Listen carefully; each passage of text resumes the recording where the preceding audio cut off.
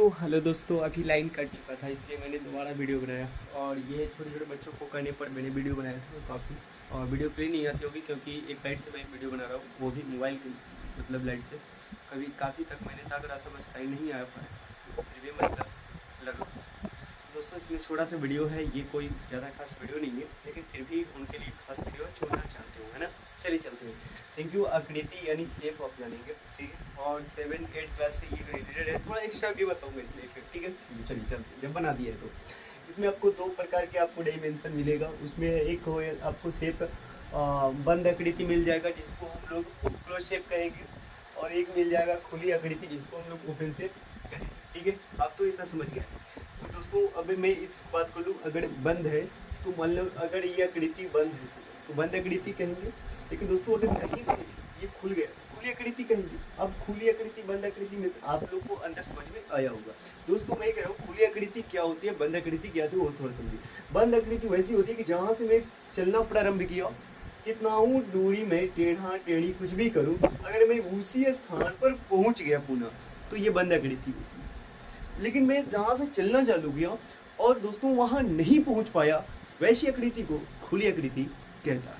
Okay, कहते हैं। Thank you. दोस्तों बंद आकृति खुली आकृति आपको समझ में आया होगा, ठीक है। जहाँ से चलना प्रारंभ करते हो वहाँ अगर पहुँच गए आप तो बंद हो गई आकृति, और अगर आप जहाँ से चलना प्रारंभ करते हैं वहाँ नहीं पहुँच पाते तो खुली आकृति। तो आप कहीं कभी सीधा थोड़ा चल कर तो सीधा मैंने चला यहाँ से, तो मैं क्या वहाँ पहुँच पाया नहीं, तो ये तो आकृति ही कोई नहीं बन पाई, तो सरल रेखा बन गया, ठीक है। ये ज्यामिति आकृति हम लोग पढ़ेंगे, ये भी ज्यामिति का पार्ट है दोस्तों, आप लोग समझ गए।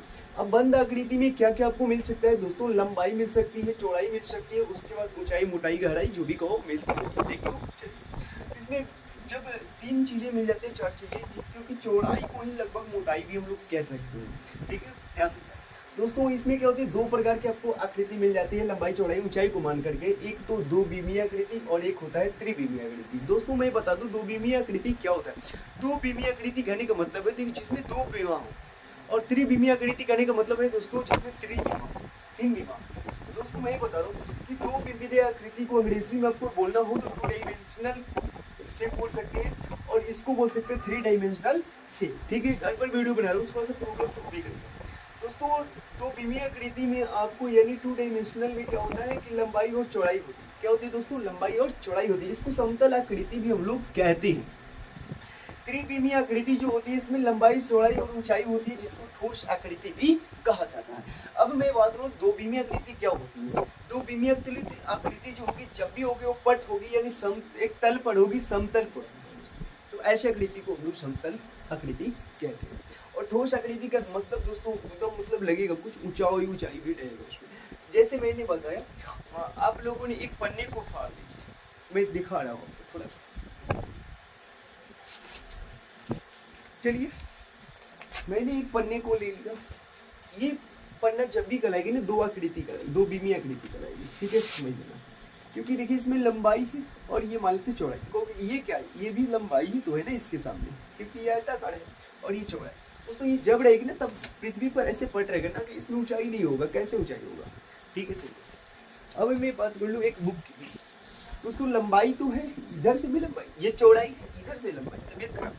लेकिन इसमें देख लो इतना मोटा बुक है मेरा, ये ऊंचाई हो गया ना एकदम। दोस्तों ऐसे आकृति को त्रिविमीय आकृति कहते हैं। दोस्तों इसमें वर्ग आ जाएंगे, आयत आएंगे, त्रिभुज आएंगे, ऐसे आकृति को हम लोग क्या कहेंगे, दो बीमीय आकृति कंप्लीट।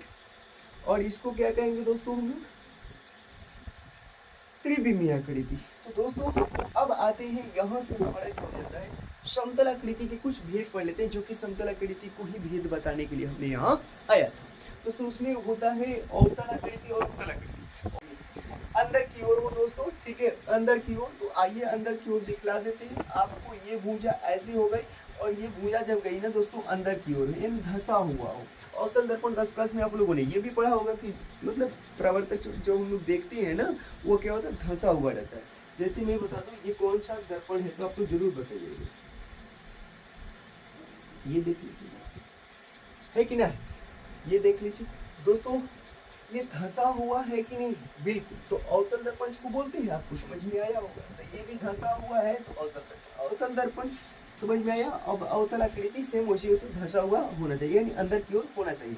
अब मैं बता देता हूँ एक एक्स्ट्रा आपको पॉइंट, क्यों क्या होता है, जैसे मैं अगर त्रिकोण बनाने की कोशिश करूँ, जैसे यहाँ से यहाँ कोण मिलाने की कोशिश करूँ, कोण मिला रहा हूँ दोस्तों, और इसको कोण मिलाऊं, तो बोलो ये जो कोना मिल रहा है क्या मिल रहा है, तो बाहर से मिल रहा है। कहाँ से मिल रहा है, बाहर से मिल रहा है, अंदर नहीं, ये बाहर हो गए, क्या हो गए, बाहर हो गए। तो ऐसे को हम लोग अवतल आकृति कहते हैं दोस्तों। उत्तल आकृति की क्या होती है कि जिसकी भुजाएं जो होती है वो बाहर होती है, क्या होती है दोस्तों, बाहर होती है, क्या होती है, बाहर होती है, बाहर की ओर होती है, ठीक है, बाहर की ओर। तो आप लोगों ने उत्तल लेंस पढ़ा, उत्तल लेंस पर थोड़ा फोकस करते हैं, या उत्तल दर्पण पढ़ती है, ठीक है, ध्यान देना।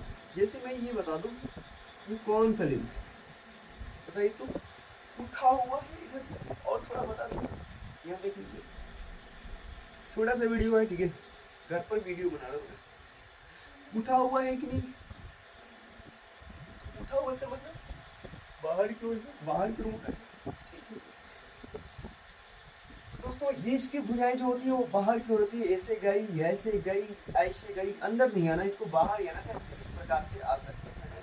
बुक से मैंने उदाहरण ले चुका, आप बाहर से भी लिख सकते हैं। दोस्तों ये तो हमारा अवतल, उत्तल की भाषा दोस्तों आपको समझ में आएगा। आकृतियों में ये प्रॉब्लम होती है कि जितनी भुजाएं हैं, कितनी भुजाएं आकृति में, कई भुज है, और उसमें कोण कितने बनेंगे। तो दोस्तों मैं एक फॉर्मूला बता देता हूँ, उसको भी थोड़ा सा कोशिश कर लीजिएगा, बहुत प्रॉब्लम होगा।